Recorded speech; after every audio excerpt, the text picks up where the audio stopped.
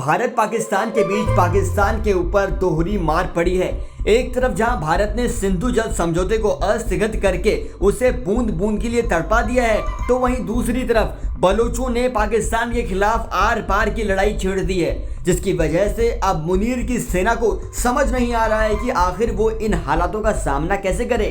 इससे पहले वो संभल पाता, उसके पहले ही अफगानिस्तान ने पाकिस्तान को एक बहुत बड़ा झटका दिया है, जिससे पीएम शहबाज शरीफ की नींद हराम हो गई है।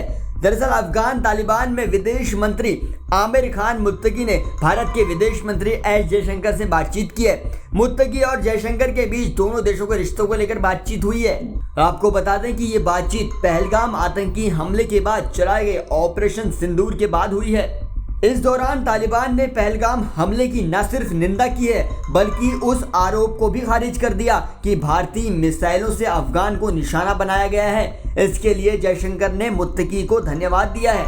इस सब के बीच गौर करने वाली बात यह है कि ये भारत और अफगान तालिबान के बीच पहली मंत्री स्तरीय बातचीत होगी जो पहलगाम हमले के बाद हुई है। हालांकि जैसे ही इस फोन कॉल की भनक पाकिस्तान को लगी तो वो बौखला गया, क्योंकि पाकिस्तान जानता है अगर भारत और तालिबान शासित अफगानिस्तान और करीब आए तो उसके लिए राह मुश्किल हो जाएगी।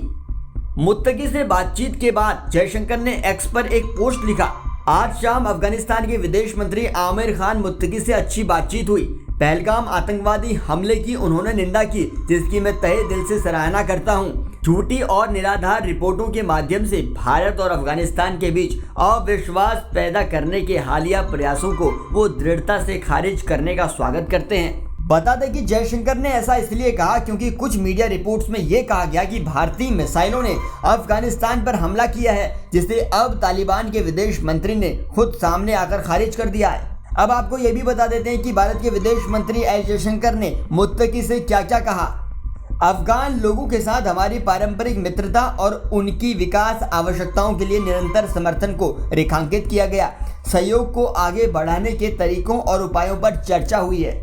वहीं दूसरी तरफ इसको लेकर विदेश मंत्रालय ने कहा कि जयशंकर ने अफगानिस्तान के साथ ऐतिहासिक संबंधों को भी स्वीकार किया और कहा कि उनका देश अफगानिस्तान के साथ अपना सहयोग जारी रखेगा, राजनीतिक और आर्थिक क्षेत्रों में संयुक्त प्रयासों पर जोर देगा।